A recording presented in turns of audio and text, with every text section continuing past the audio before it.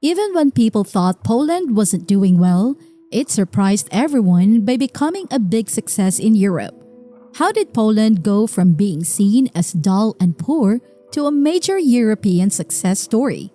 Stick around to uncover the secrets behind Poland's remarkable transformation, from economic growth to technological innovation and military prowess. Welcome to We Explore, your passport to the world's wonders. This is what people used to think about Poland. It's a dull, poor country with only cheap and skilled workers. But that's not true anymore. In the past 30 years, Poland changed a lot. It grew more than any other country in Europe, even faster than some big ones like Singapore or South Korea. Now Poland is becoming known for its technology. Some say its economy might even become stronger than the UK's by 2030. Also, after many smart people left Poland, now they're starting to come back. Poland is also working hard on its military. It wants to be one of the strongest in Europe. With all these changes, Poland is getting more and more important. But there's a problem from inside Poland that could ruin everything. How did Poland become so successful? Why is it doing better than others? And what's this big problem that could make it all go wrong? This is the story of Poland's rise. Before we dive in, please hit the subscribe button to support our channel and click the bell icon to keep you updated. Now let's go back in time. Poland's change is a big deal, but to understand why, we need to know where Poland started. In the 1900s, Poland had a tough time. It was the first country invaded by Nazi Germany in World War II. Many people died and Poland lost a lot of land. After the war, Poland became part of the Eastern Bloc. It was like a group of countries controlled by the Soviet Union. Life was hard. The government owned everything, and there were no private businesses. The Soviet Union told Poland what to do, even if it didn't make sense for Poland. This made life very tough for people in Poland. There weren't enough things to buy, and the country didn't have what it needed.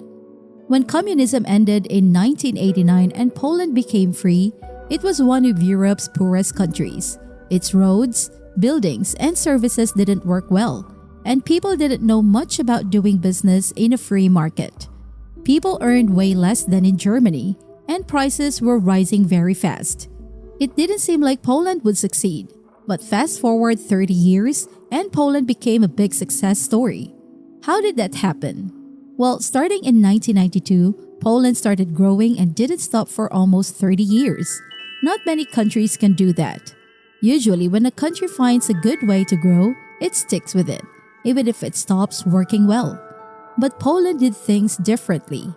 Every decade, it found a new way to grow, which helped it to keep growing fast. In the early 1990s, Poland had a big challenge: how to switch from a government-run economy to one where businesses can compete. In many countries, this change was hard. Some people got very rich by cheating. But Poland did it better than others. It switched to capitalism quickly, but it sold government businesses slowly. It made sure not just a few people got rich by cheating. After a while, things calmed down, and Poland didn't have a big crash like other countries. But in the early 2000s, this wasn't enough. To keep growing, Poland needed to work with other countries. So in 2004, it joined the European Union. Now Polish workers could work in other European countries, and European companies could move their factories to Poland where workers were cheap. Even though most of the money stayed with the European companies, Poland got enough to keep growing fast. Joining the EU also helped because it gives money to poorer countries to help them catch up.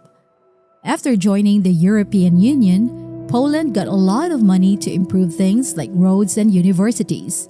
They did this more efficiently than many other Eastern European countries. But this can only help so much. Many countries in similar situations get stuck in what's called the middle income trap. This means if your economy depends on offering cheap labor to other countries, you can only grow so much. If you can't offer anything else and don't have big companies of your own, you're stuck. But Poland seems to be doing better than that. 15 years ago, Foreign companies came to hire cheap workers for basic jobs.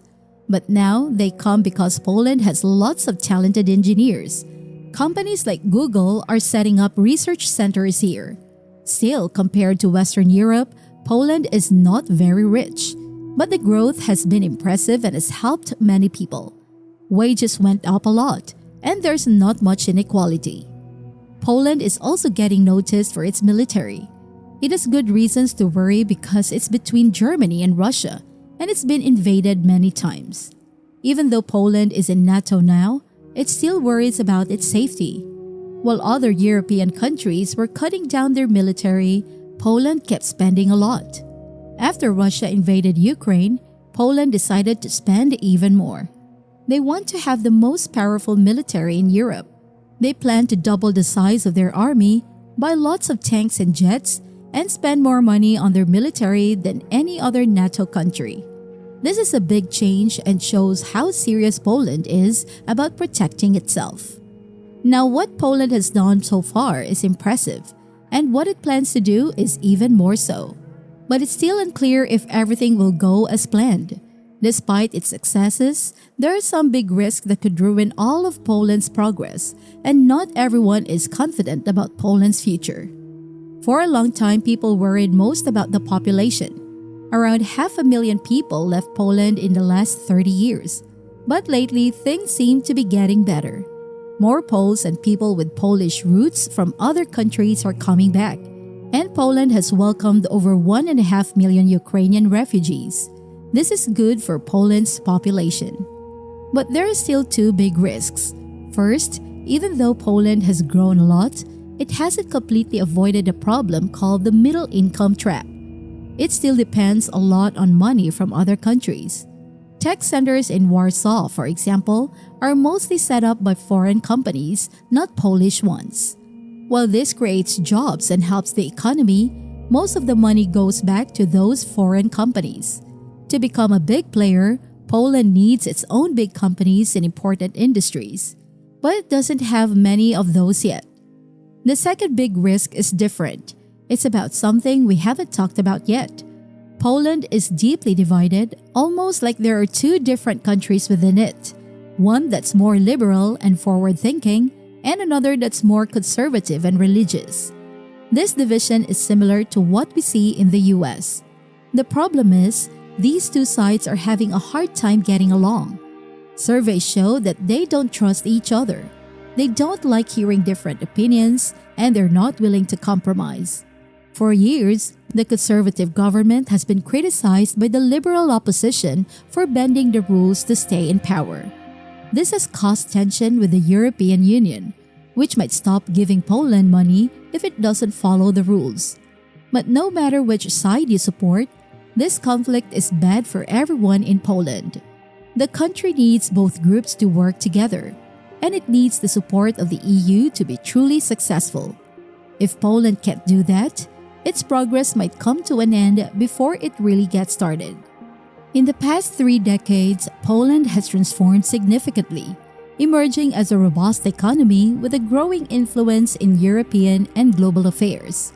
This nation has shifted from a struggling post-communist state to a dynamic economy with increasing GDP per capita and a notable presence in the tech and innovation sectors.